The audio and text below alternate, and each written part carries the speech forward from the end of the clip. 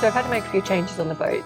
Michael's actually left now, so I had to find a new husband. Luckily, he's also called Michael. Hi there. Yeah, so it's gone. I like it. Hello. She likes it, and I guess the rest of you better get used to it. Yeah, still want to let it grow out again eventually. I'm As sure. soon as possible. As soon as possible. Let's just say observations of which leadership style has been in play in countries that are at the top of the list of problematic responses to the reopening. I feel like it's probably a good idea to be ready to wear a mask. Yeah. Yeah. So, yeah, because I think there's going to be mandatory masks.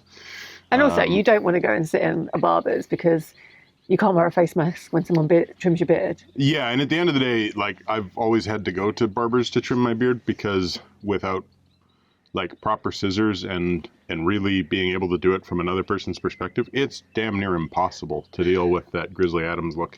And it was getting grislier and grislier. It was getting grislier and grislier. It was getting so like hairs off the side were going in my ears and stuff, and it was like, you know, this is just too much. It's too irritating. Plus, like, they don't form a reasonable seal with the big thick beard. With this beard, at least I can kind of get you know, some level of protection.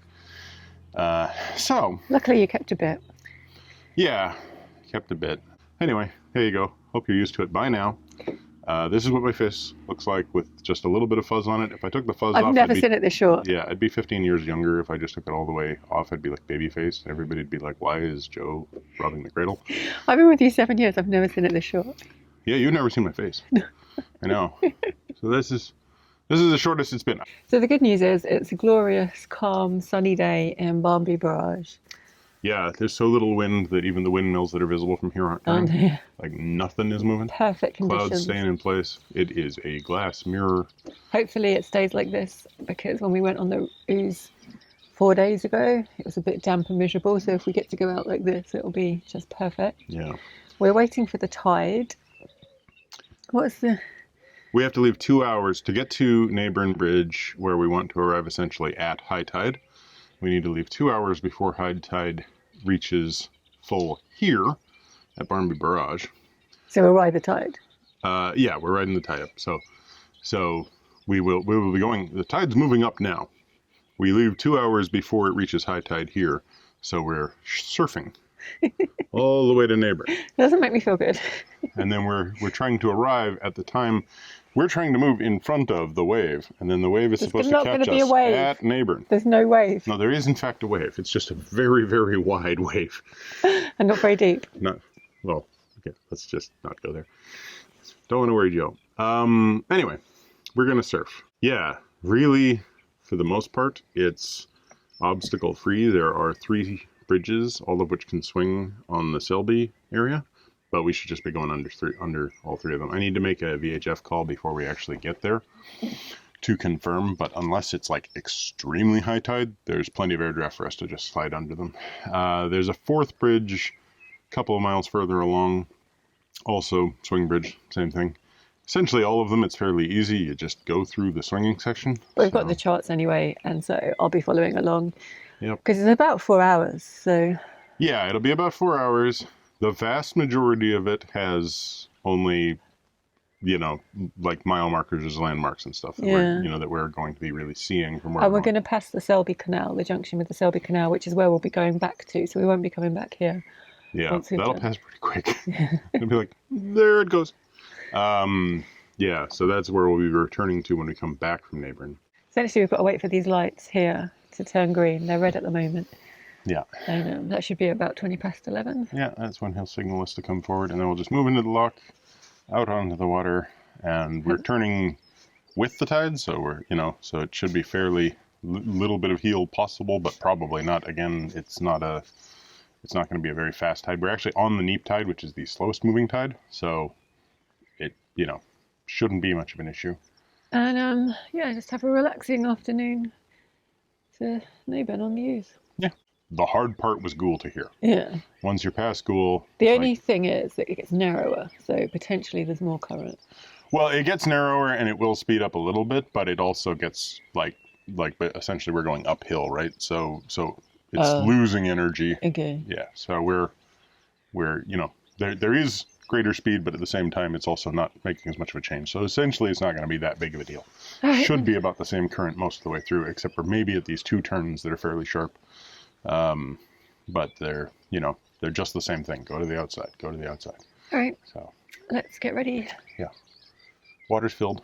Dog is... We didn't need water, but there's a water point on this mooring, so it's silly not to top up. Yeah. Dog is asleep in a beam of sunlight. And, armed and operated, ready to go. That way.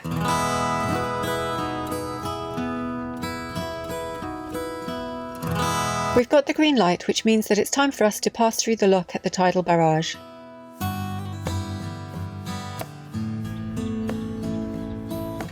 We're about to leave the River Derwent to turn onto the tidal ooze heading upstream towards Naburn. It's a trip of about 20 miles in total. We really do have perfect conditions today. The river is glass flat.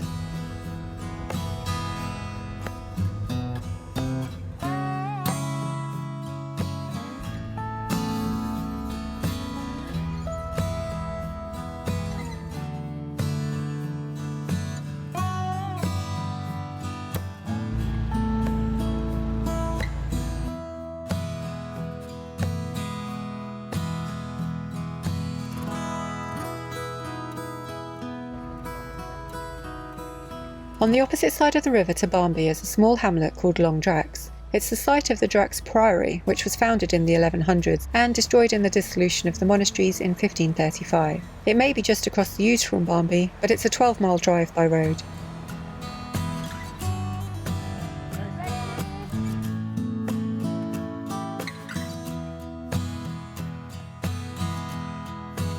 We're heeling slightly as we make the turn into the flow of water. A quick wave goodbye to the lovely lockkeeper as we go.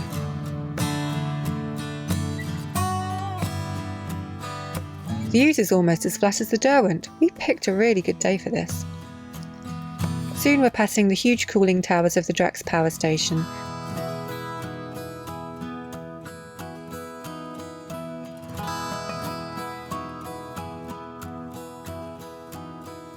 The mouth of the Derwent used to be along this bank. It was man-made and unusual in the fact that it faced upstream. Previous to that, it was a few miles downstream. It's believed to have been cut during the Roman occupation to reduce the distance between the Derwent and York.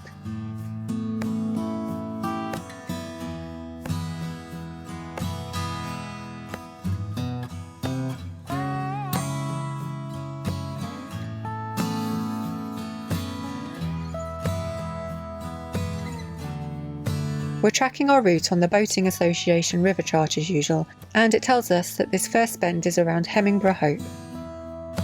At some point the river went much closer to the village, but it's changed course over time.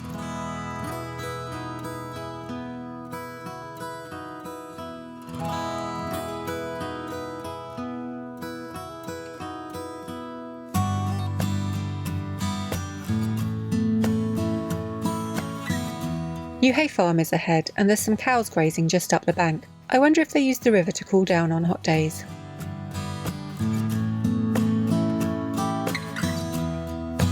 The water is flat. We really must have picked one of the calmest days to do this trip.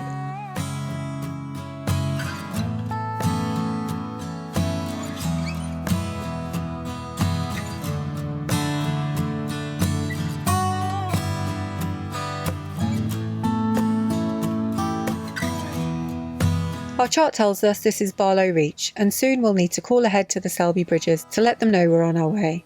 It's extremely unlikely that they'll need to swing for us, but they'll be able to confirm the height of the air draft for our passage today.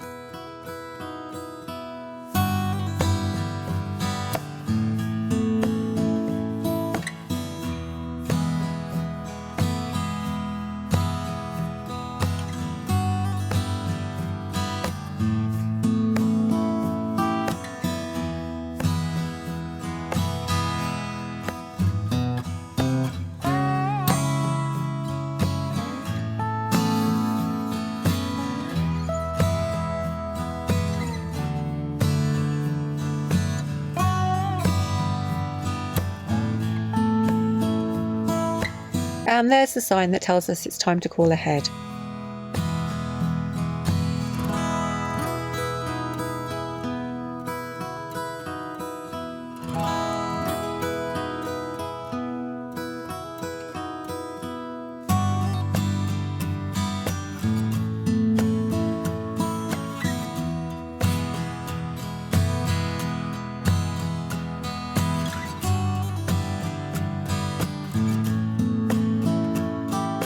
There are marker signs all the way along this section of river. This one is number 28, marking Thief Lane.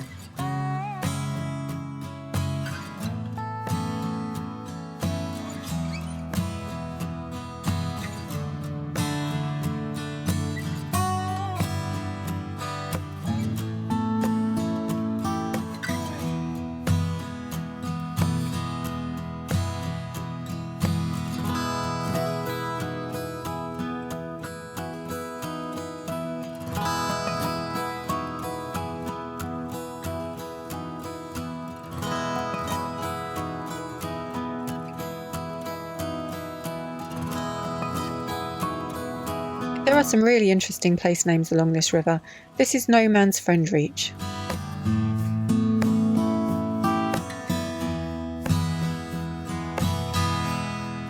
One last view of the Drax power station behind us.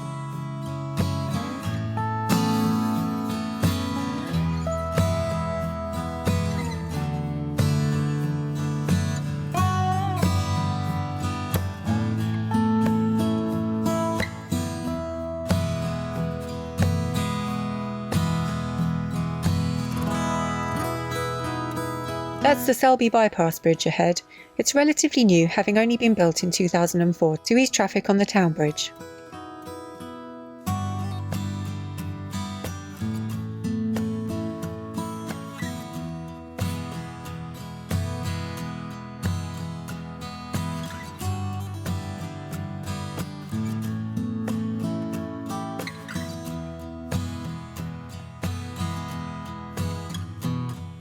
As we approach the outskirts of Selby, there are many industrial buildings on the south side of the river.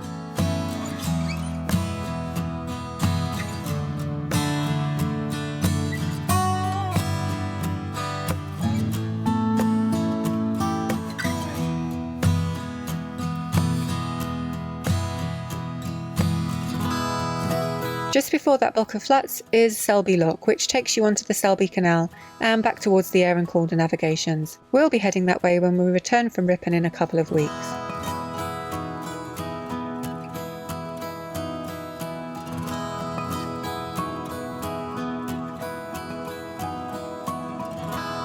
The next bridge is the rail bridge carrying trains from Hull. This one also swings, but it's much older, built in 1899.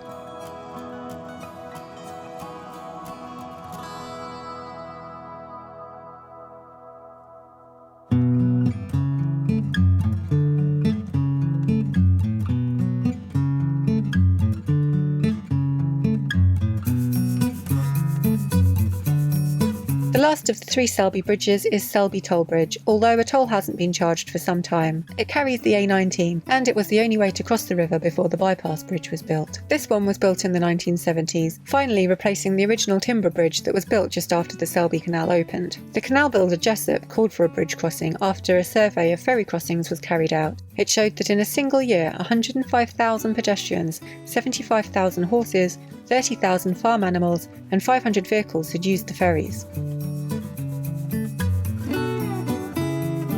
The West Mill food silos really dominate the view here, and they seem to have some reinforcements to help keep them standing straight.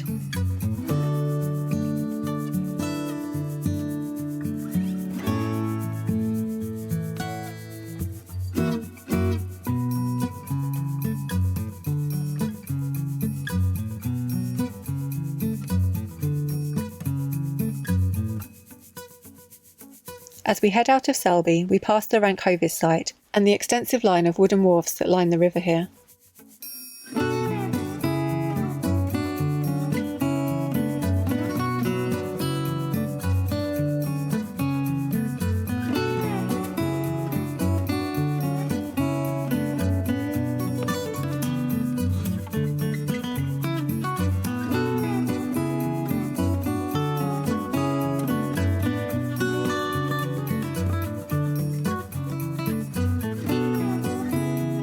We've got 13 miles to go before we reach Naburn, and from here we're mainly going to be passing through rural countryside.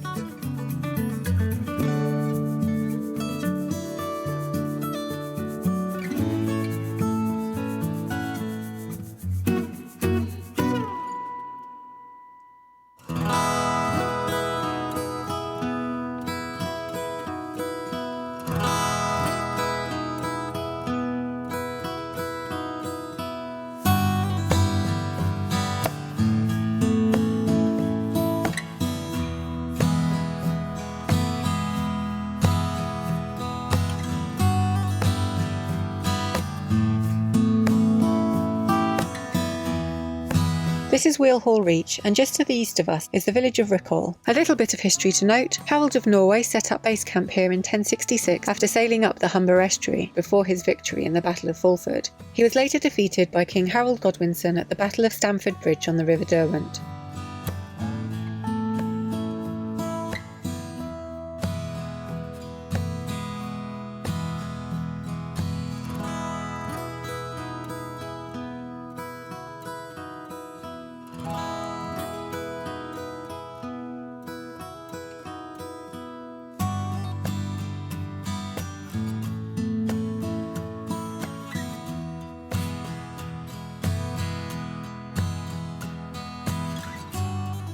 The small village of Kelfield is just north of here, and this stretch of river is marked, rather ominously, as the Kelfield Shallows on our chart.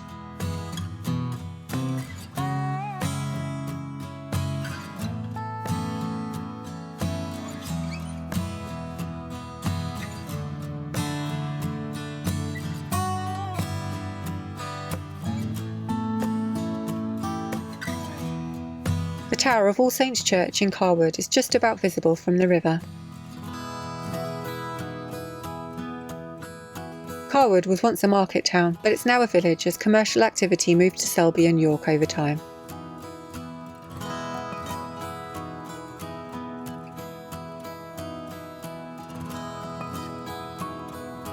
Carwood Bridge was opened in 1872. Before that there was a ferry here, and there's still a riverside pub called the Ferry Inn. Fun fact: Dick Turpin is said to have crossed the river here after escaping from York. These mooring pontoons don't look very inviting.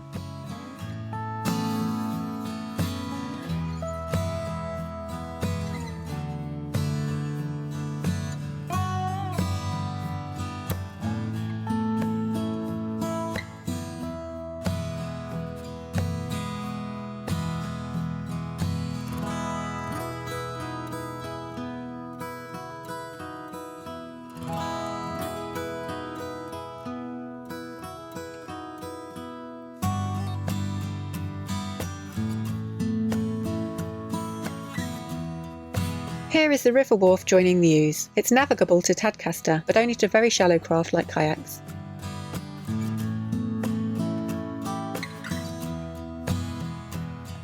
The marker on the bank there shows just 7 kilometres to Naburn Lock.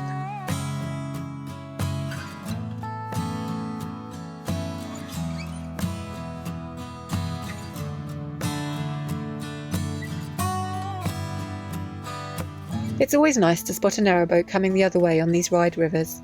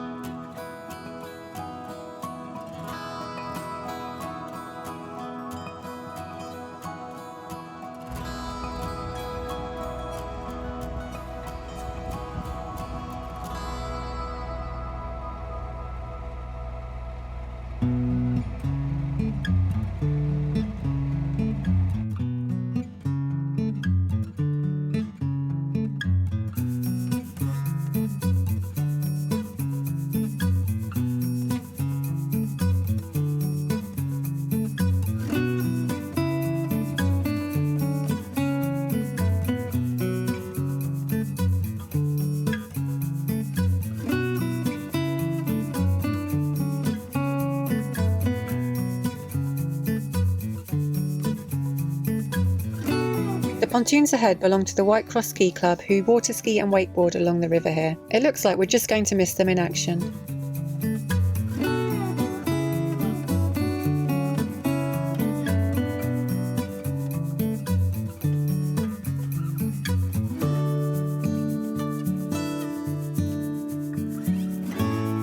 Just through the trees there is the Manor House, Moorby Hall.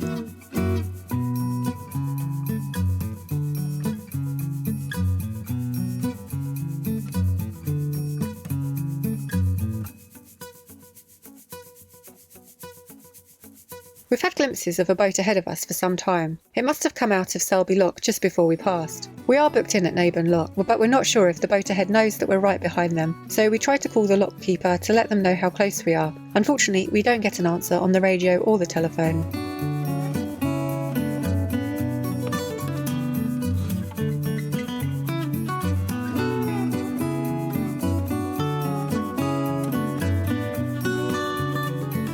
There's the weir ahead with the lock just to the right of it.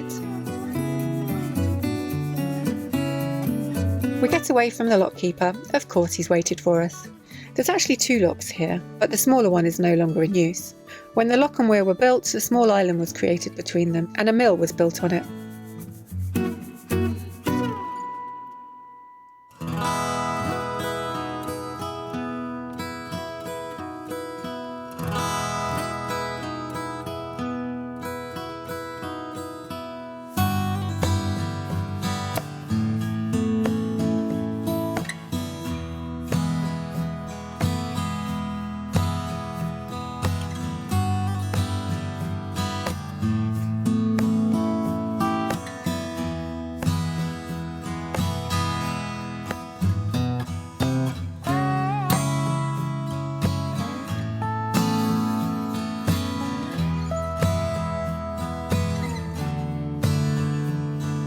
Ahead are the service point moorings, where you can stop for a maximum of 1 hour to use the facilities, and just around the corner are some 48-hour visitor moorings where we plan to stop.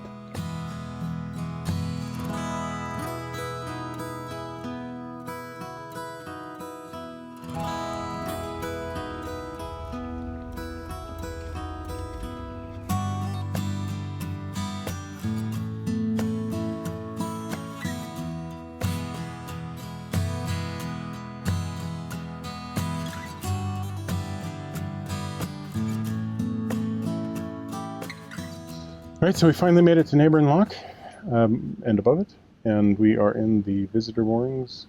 Just,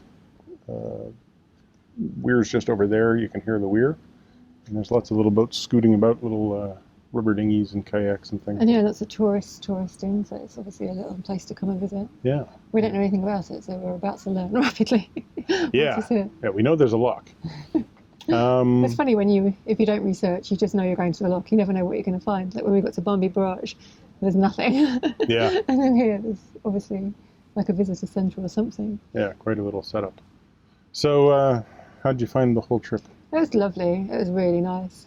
I was unnecessarily anxious again at Barmby Barrage going onto the river. But then I just had to remind myself that how few people actually get to do that trip, how gorgeous it is, how it's a sunny day in July, and I'm just having this lovely 4-hour cruise on the river, and it was just glorious. Yep. Yeah. How did you find it? Well, it was good. Driving wise, there was basically very little to do except for point it straight. Yeah. Which is typical, but at the same time, yeah. Is there a bit more resistance on the water? No. Because that's what I found on the Derwent yesterday. When I tried to steer, it was a bit harder to steer. Well, yeah, but we were yesterday on the Derwent. We were moving quite a bit faster than the water, so we were, the buffeting of the water coming across makes it harder to turn the rudder. On this trip, we were going with the tide, so essentially it was actually kind of negating that. Right. So no, except for when we went to turn in a couple of the places where it both narrowed and bent really sharp, there was nothing. Those ones, it was like, okay, now I'm fighting the rudder a bit, but only until we made it through the turn. But yeah, it was just a gorgeous, really gorgeous cruise. There's lots of trees and a few farms, and then we went through Selby, which was the most built up. Yeah, and there was 3 bridges there, and some factories and stuff. So that was quite interesting. Yeah, there was the two old millers, and they're quite large brick buildings with like various industrial-looking metal add-ons and stuff. And it's, you know, it looks like something that's accreted over time. I think that's too dark. Yeah, the cloud just went in front, and there goes the exposure.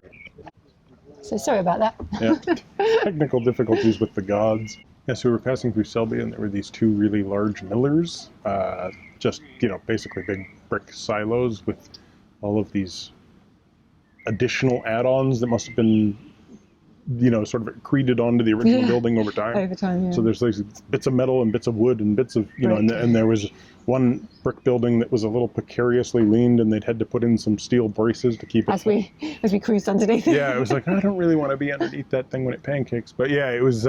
But so much of the river is just gentle meandering through countryside.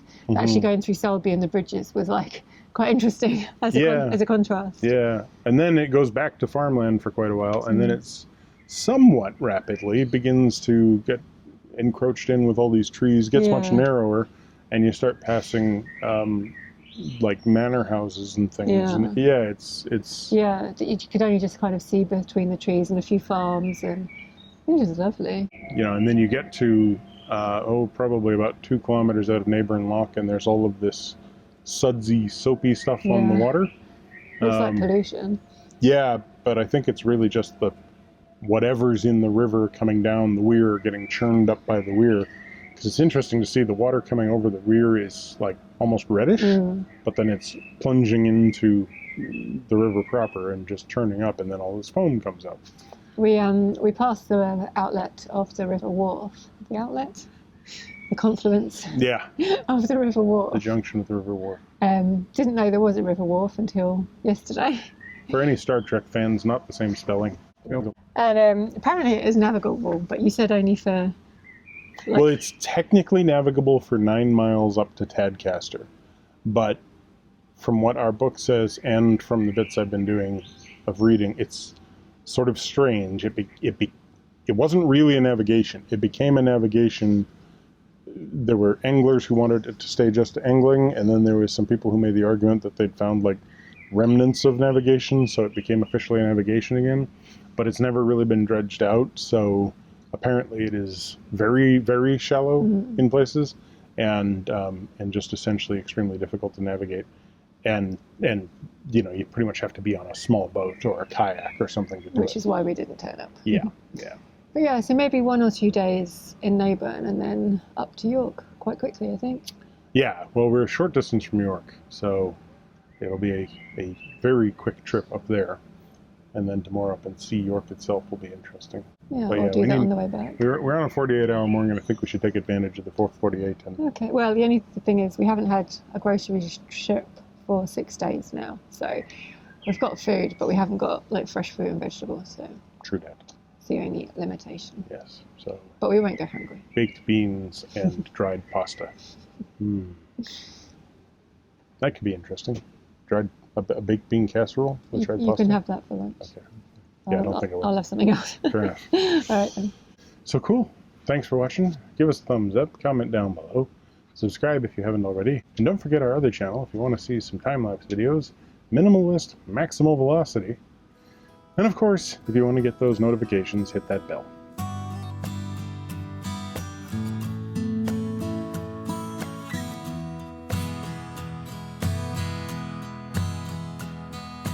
Setting available on my beard trimmer, and I had no other options. Oh, that's the water. Our water's overflowing. Hold on one moment while I go deal with that. So essentially we've got to wait for these lights. Go the other way. Okay, there you go. Essentially we've got to wait for these lights. Armed and operated, ready to go. That way. Good? Then that way. And oh yeah, that way and that way. And that way. And my beard's not, you know, this is my neck, by the way. In case you haven't met it before, I do have one. But it's like, I'm not used to it. Yeah, is it like quite drafty? It's like my face is aerodynamic, which is one weird thing, and it's like warmer, which is weird. Why is it warmer? Well, I think more sun's getting through. More sun's getting through, because no sun was getting through. And also, like, the windbreak has stopped, so I'm getting more of the, like, I don't know, air currents or whatever. So it's like where it was, my skin up here was feeling warm, and this was kind of cool. Now this is like, ow, ow, ow, ooh, ow, ow, And ow. is it And it itches. Is it light? Like, can you just like wave your chin around? Well, it's not like it weighed anything. Like, if I got sopping wet and I turned my head, it was like, oh yeah, no, I can't feel that. So yeah, no, it doesn't work like that. Maybe if it got down to like my waist or something. All right. Anyway. Yeah, that's not happening. Once this thing's over, I'm never shaving it again. I'm gonna go full Bolshevik. Not Bolshevik. Bolshevik's the wrong word. Cossack. I'm gonna go full Cossack. All right. Done? Good. Okay. Bye-bye. Oh, that's done 5 minutes ago. Clicky. No doubt the cloud will pass. Behind the cloud for a minute, so hopefully we can get this done before that runs out. So yeah, we were passing through Selby, and there were all these, these really large. Whoops. And don't forget our other channel if you want to see a bunch of time lapses. Narrowboat. Sorry, did it again. Don't forget our other channel. And don't forget our other channel if you want to see some of our time lapse videos. Narrowboat. Damn it. Because you've nailed this one, you then introduced yourself to snoop yourself. Well, you introduced the channel. I didn't say you had to change your outro. That was all you.